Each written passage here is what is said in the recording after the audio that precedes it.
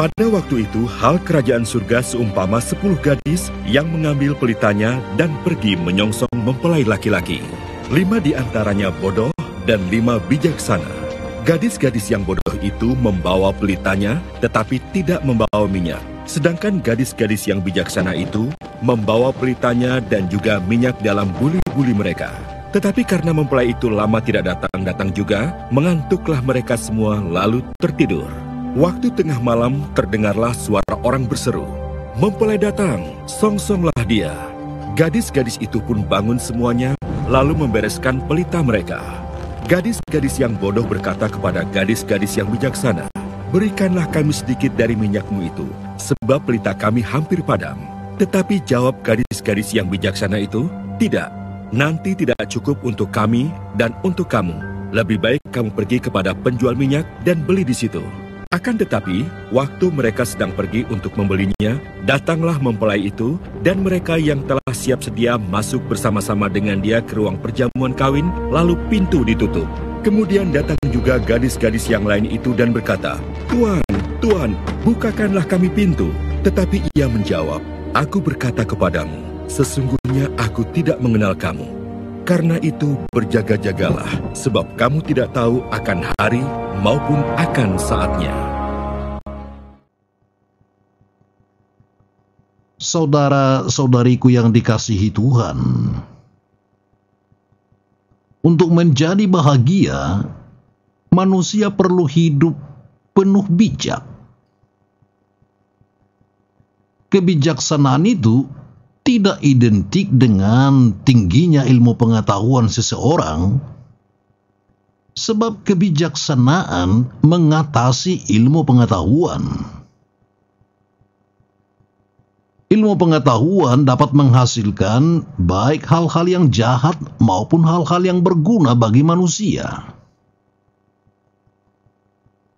Seorang jenius dapat menggunakan talentanya untuk membuka pintu mobil mewah tanpa kesulitan, membobol bank dengan gampang, memalsukan tanda tangan, dan menemukan kombinasi brankas dalam beberapa menit saja.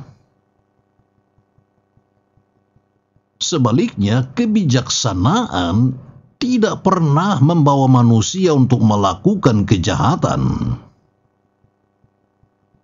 Jika akal sehat biasanya membuat manusia berkompromi dengan dunia ini, maka kebijaksanaan membawa orang menyesuaikan diri dengan tuntutan dari atas atau yang ilahi. Oleh karena kebijaksanaan itu tidak sama dengan makin jeniusnya seseorang, maka kebijaksanaan itu mesti dicari dari atas. Dan memang, seperti kata penulis kitab kebijaksanaan, dia selalu tersedia. Kitab kebijaksanaan bab 6 ayat 12 katakan, "Kebijaksanaan itu bersinar dan tidak dapat layu, mudah dipandang oleh yang mencintainya, dan diketemukan oleh mereka yang mencarinya." Saudara, jika seseorang kekurangan pengetahuan, dia cukup pergi ke sekolah dan belajar. Sedangkan orang yang kurang bijaksana perlu berlutut dan merenungkan hidupnya. Orang pintar akan mencari hal-hal yang dapat binasa, sedangkan orang bijak akan mencari apa yang tidak dapat binasa oleh dunia ini. Kebijaksanaan itu berurusan dengan nilai-nilai luhur.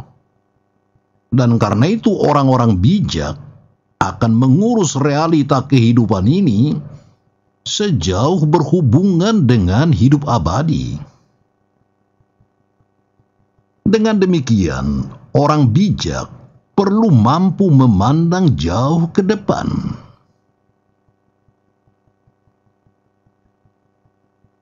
Saudara-saudariku yang terkasih di dalam Kristus, Kemampuan untuk melihat jauh ke depan inilah yang membuat kelima gadis yang membawa pelita dan minyak dalam buli-buli disebut Yesus sebagai gadis-gadis yang bijaksana. Kelima gadis lainnya yang hanya membawa pelitanya tanpa persediaan minyak yang cukup disebut bodoh, sebab mereka itu hidup sesuai dengan senario yang sudah digariskan, tanpa melihat kemungkinan terjadinya sesuatu yang tidak terduga.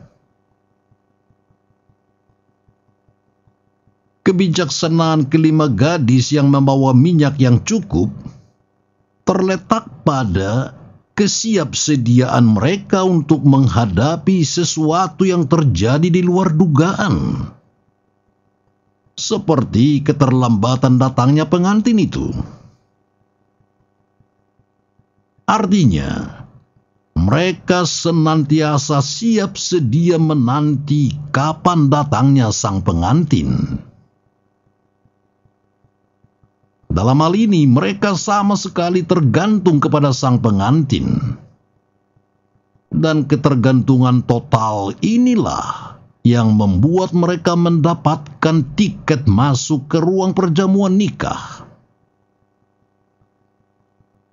Saudara-saudariku yang dikasihi Tuhan, orang bijak itu melihat jauh ke depan.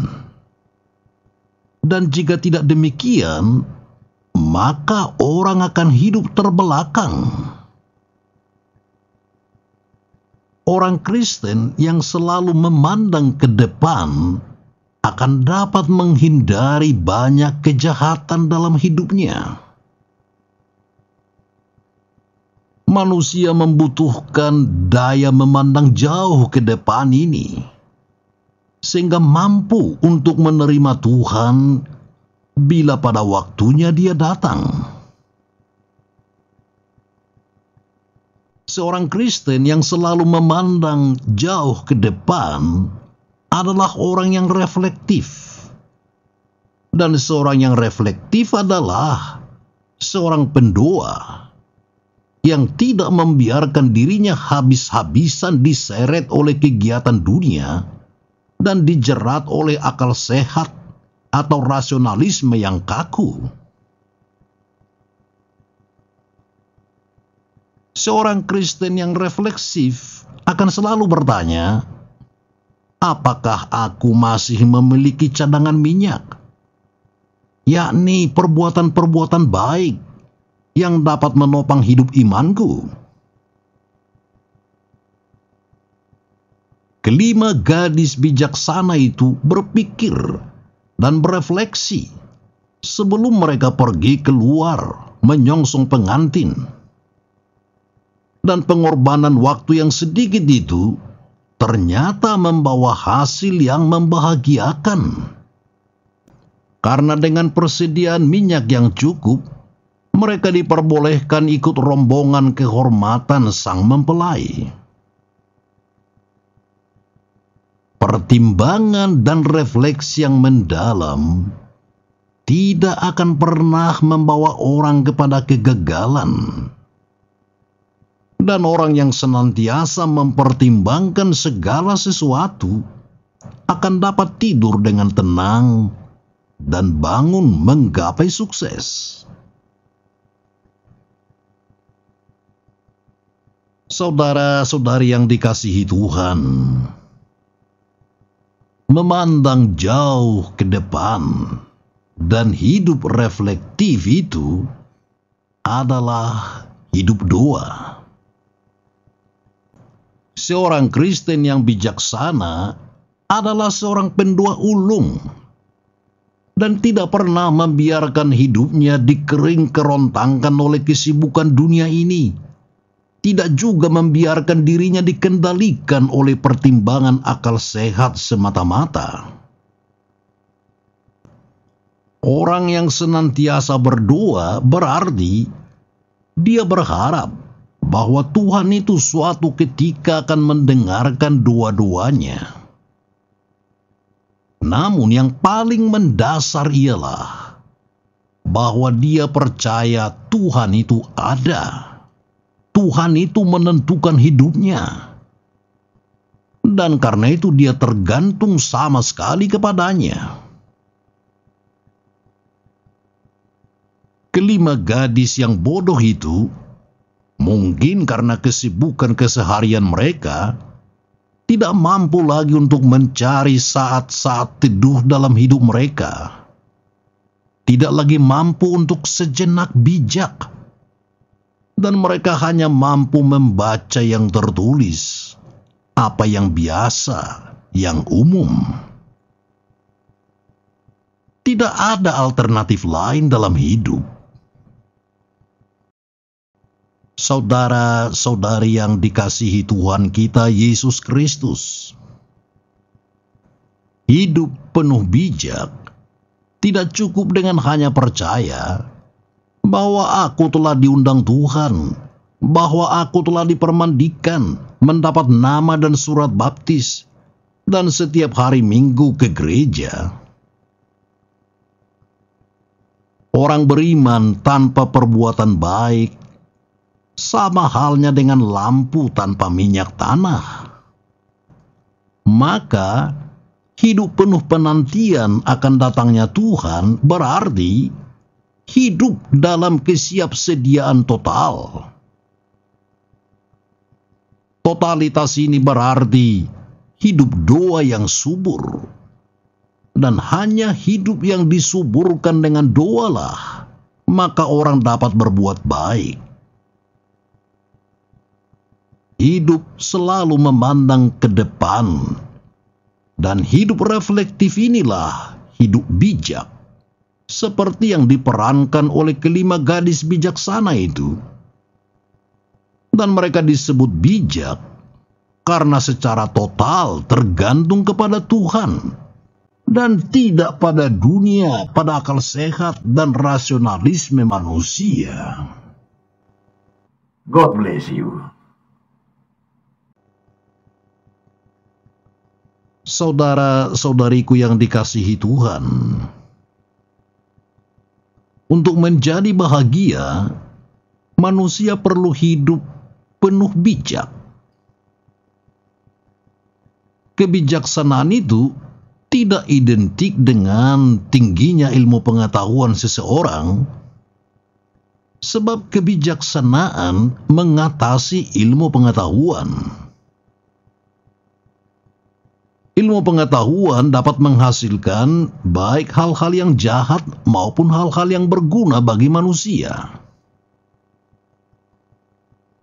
Seorang jenius dapat menggunakan talentanya untuk membuka pintu mobil mewah tanpa kesulitan, membobol bank dengan gampang, memalsukan tanda tangan, dan menemukan kombinasi brankas dalam beberapa menit saja.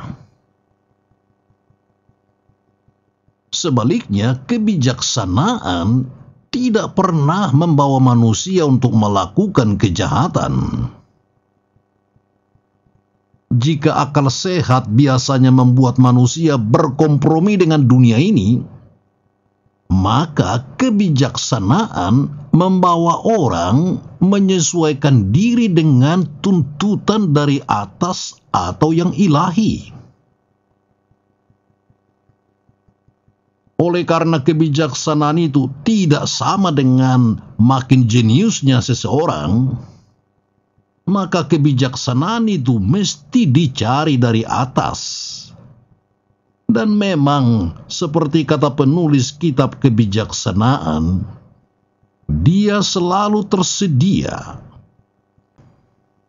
Kitab kebijaksanaan bab 6 ayat 12 katakan, kebijaksanaan itu bersinar dan tidak dapat layu, mudah dipandang oleh yang mencintainya, dan diketemukan oleh mereka yang mencarinya.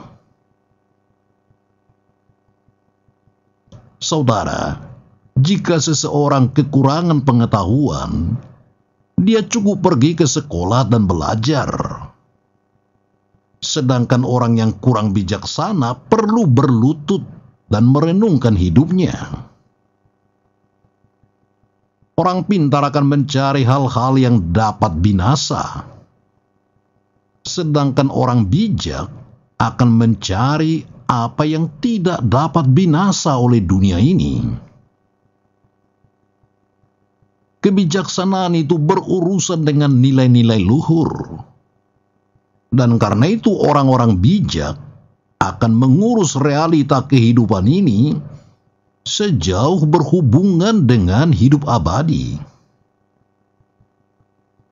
Dengan demikian, orang bijak perlu mampu memandang jauh ke depan.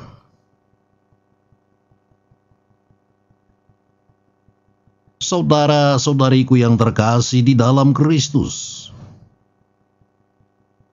kemampuan untuk melihat jauh ke depan inilah yang membuat kelima gadis yang membawa pelita dan minyak dalam buli-buli disebut Yesus sebagai gadis-gadis yang bijaksana.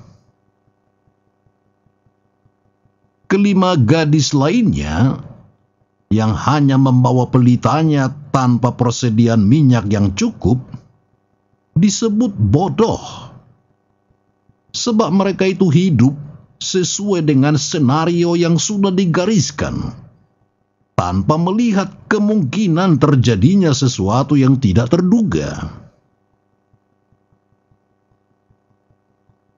Kebijaksanaan kelima gadis yang membawa minyak yang cukup terletak pada kesiapsediaan mereka untuk menghadapi sesuatu yang terjadi di luar dugaan, seperti keterlambatan datangnya pengantin itu. Artinya, mereka senantiasa siap sedia menanti kapan datangnya sang pengantin. Dalam hal ini, mereka sama sekali tergantung kepada sang pengantin. Dan ketergantungan total inilah yang membuat mereka mendapatkan tiket masuk ke ruang perjamuan nikah. Saudara-saudariku yang dikasihi Tuhan, orang bijak itu melihat jauh ke depan. Dan jika tidak demikian, maka orang akan hidup terbelakang. Orang Kristen yang selalu memandang ke depan akan dapat menghindari banyak kejahatan dalam hidupnya. Manusia membutuhkan daya memandang jauh ke depan ini, sehingga mampu untuk menerima Tuhan bila pada waktunya Dia datang. Seorang Kristen yang selalu memandang jauh ke depan adalah orang yang reflektif. Dan seorang yang reflektif adalah seorang pendoa yang tidak membiarkan dirinya habis-habisan diseret oleh kegiatan dunia dan dijerat oleh akal sehat atau rasionalisme yang kaku. Seorang Kristen yang refleksif akan selalu bertanya, apakah aku masih memiliki cadangan minyak? Yakni perbuatan-perbuatan baik yang dapat menopang hidup imanku. Kelima gadis bijaksana itu berpikir dan berefleksi sebelum mereka pergi keluar menyongsong pengantin. Dan pengorbanan waktu yang sedikit itu ternyata membawa hasil yang membahagiakan. Karena dengan persediaan minyak yang cukup, mereka diperbolehkan ikut rombongan kehormatan sang mempelai. Pertimbangan dan refleksi yang mendalam tidak akan pernah membawa orang kepada kegagalan.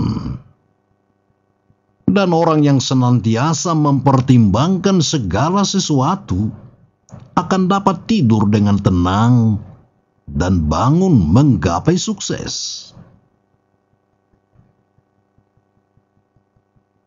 Saudara-saudari yang dikasihi Tuhan, memandang jauh ke depan dan hidup reflektif itu adalah hidup doa. Seorang Kristen yang bijaksana adalah seorang pendoa ulung dan tidak pernah membiarkan hidupnya dikering kerontangkan oleh kesibukan dunia ini. Tidak juga membiarkan dirinya dikendalikan oleh pertimbangan akal sehat semata-mata. Orang yang senantiasa berdoa berarti dia berharap bahwa Tuhan itu suatu ketika akan mendengarkan doa-doanya. Namun yang paling mendasar ialah bahwa dia percaya Tuhan itu ada. Tuhan itu menentukan hidupnya. Dan karena itu dia tergantung sama sekali kepadanya. Kelima gadis yang bodoh itu, mungkin karena kesibukan keseharian mereka, tidak mampu lagi untuk mencari saat-saat teduh dalam hidup mereka. Tidak lagi mampu untuk sejenak bijak. Dan mereka hanya mampu membaca yang tertulis, apa yang biasa, yang umum. Tidak ada alternatif lain dalam hidup. Saudara-saudari yang dikasihi Tuhan kita Yesus Kristus, hidup penuh bijak tidak cukup dengan hanya percaya bahwa aku telah diundang Tuhan, bahwa aku telah dipermandikan, mendapat nama dan surat baptis, dan setiap hari Minggu ke gereja. Orang beriman tanpa perbuatan baik sama halnya dengan lampu tanpa minyak tanah. Maka hidup penuh penantian akan datangnya Tuhan berarti hidup dalam kesiapsediaan total. Totalitas ini berarti hidup doa yang subur.